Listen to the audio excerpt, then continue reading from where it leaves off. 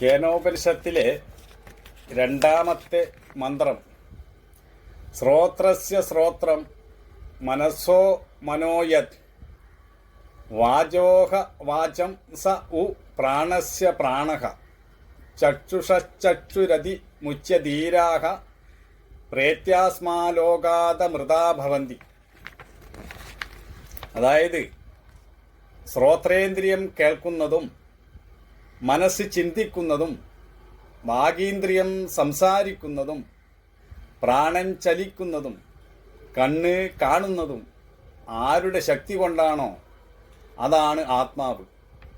ബുദ്ധിമാന്മാരായ ആളുകൾ ഇത് മനസ്സിലാക്കി ഇന്ദ്രിയങ്ങളെ അതിക്രമിച്ച് അമൃതത്വത്തെ പ്രാപിക്കുന്നു. കണ്ണിൻ്റെ ധർമ്മം കാണുക എന്നതാണ്. കാണുവാനുള്ള കഴിവ് കണ്ണിന് എങ്ങനെയാണ് ലഭിക്കുന്നത്? എവിടെ നിന്നാണ് ലഭിക്കുന്നത്? മറ്റൊരു രീതിയിൽ പറഞ്ഞാൽ കണ്ണിൻ്റെ കാഴ്ചശക്തിക്ക് കാരണം ആരാണ്? അതുപോലെ ചെവിക്ക് കേൾക്കാനുള്ള കഴിവ് എവിടെ നിന്നാണ് ലഭിക്കുന്നത്? ചെവിയുടെ ധർമ്മം നിർവഹിക്കാനുള്ള പ്രാപ്തി നൽകുന്നത് എന്താണ്? കണ്ണിന് കാണാനുള്ള കഴിവ് നൽകുന്നതും ചെവിക്ക് കേൾക്കുവാനുള്ള കഴിവ് നൽകുന്നതും കാണുകയും കേൾക്കുകയും ചെയ്യുന്ന വ്യക്തിയാണോ? തീർച്ചയായും അല്ല. കാരണം വ്യക്തിക്ക് കണ്ണിൻ്റെ പ്രവർത്തനങ്ങളുടെ മേൽ യാതൊരു നിയന്ത്രണവുമില്ല. കാണുകയും കേൾക്കുകയും ചെയ്യുന്ന എല്ലാ ജീവജാലങ്ങളുടെയും സ്ഥിതി ഇതുതന്നെയാണ്. ഇതുപോലെ മനസ്സിൻ്റെ കഴിവുകളുടെ മേലിലും വ്യക്തിക്ക് ശരിയായ നിയന്ത്രണമില്ല, ശരിയായ അറിവുമില്ല എന്ന് വേണം പറയുവാൻ. ഇങ്ങനെ ആയതിനാലാണ് മറ്റൊരു കാരണത്തെ അന്വേഷിക്കേണ്ടി വരുന്നത്. ആ അന്വേഷണത്തിലേക്കാണ് ഈ ഉപനിഷത്ത് മന്ത്രം നമ്മെ പ്രേരിപ്പിക്കുന്നത്. ആ കാരണം ശുദ്ധ ചൈതന്യ സ്വരൂപമായ ശുദ്ധ ജ്ഞാന സ്വരൂപമായ പരമാത്മാവ് തന്നെയാണ് എന്നാണ് ഉപനിഷത്ത് ഇവിടെ പറയുന്നത്. ഇന്ദ്രിയ വ്യാപാരങ്ങളൊക്കെ നടക്കുന്നത് ആത്മശക്തി കൊണ്ടാണ്. എല്ലാ ചലനങ്ങൾക്കും പിന്നിലുള്ളത് ചലിക്കാതെ ആത്മാവാണ്, അഥവാ ബ്രഹ്മമാണ്. അതാണ് വാക്കിൻ്റെ വാക്കായും കണ്ണിൻ്റെ കണ്ണായും കാതിൻ്റെ കാതായും മനസ്സിൻ്റെ മനസ്സായും ഇരിക്കുന്നത്. എല്ലാ ചലനങ്ങൾക്കും കാരണമായിരിക്കുന്ന ആത്മാവിനെ അറിയുന്നതിലൂടെ മാത്രമേ ഒരുവൻ ഇന്ദ്രിയങ്ങളെയും മനസ്സിനെയും അതിക്രമിക്കുന്നുള്ളൂ, അവയുടെ രാജാവാകുന്നുള്ളൂ. ഈ ആത്മാവിനെ അറിയാത്തിടത്തോളം നമ്മൾ ഇന്ദ്രിയങ്ങളുടെയും മനസ്സിൻ്റെയും അടിമയായി കഴിയേണ്ടി വരും. ഞാൻ ശരീരമാണ് എന്ന തെറ്റിദ്ധാരണയിൽ കുടുങ്ങി നമ്മുടെ സ്വാതന്ത്ര്യം നഷ്ടപ്പെടുകയും ചെയ്യും. നമ്മുടെ വാസ്തവ സ്വരൂപം കണ്ടെത്താത്തിടത്തോളം നമുക്ക് യാതൊരു സ്വാതന്ത്ര്യവും ലഭിക്കുകയില്ല. യാതൊന്ന് അറിഞ്ഞാൽ എല്ലാം അറിഞ്ഞതായി തീരുമോ? യാതൊന്നിൻ്റെ അറിവോടുകൂടി എല്ലാ ക്ലേശങ്ങളും ഇല്ലാതായി തീരുമോ? അത് ആത്മജ്ഞാനം മാത്രമേ ഉള്ളൂ. പരിമിതമായ ഇന്ദ്രിയങ്ങൾക്കോ മനസ്സിനോ പരിധിയില്ലാതെ ആത്മാവിനെ അറിയാൻ കഴിയില്ല. അതിനാൽ വേദഗ്രന്ഥങ്ങൾ ഇതല്ല എന്നിങ്ങനെ നേതി അവസാനം ആത്മാനുഭവത്തിലെത്തിക്കുന്നു. ഈ നാനാത്വം കാണുമ്പോഴും അതിൻ്റെ എല്ലാം പുറകിലുള്ള ഏകത്വത്തെ പല പ്രകാരത്തിലും ചൂണ്ടിക്കാണിക്കുന്നു. ഉദാഹരണത്തിന്, മണ്ണാകുന്ന കാരണമുണ്ടെങ്കിൽ മാത്രമേ പാത്രം മുതലായ കാര്യം ഉണ്ടാവുകയുള്ളൂ.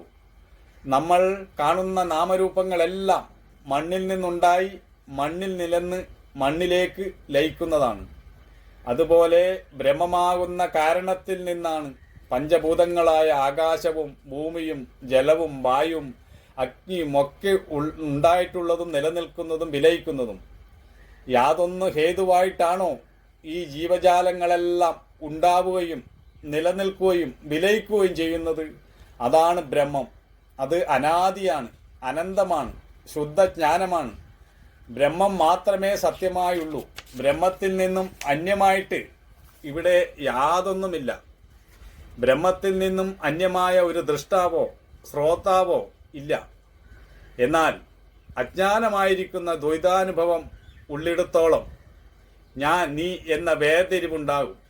അജ്ഞാനം നീങ്ങുക അപ്പോൾ അസാധ്യമാണ്.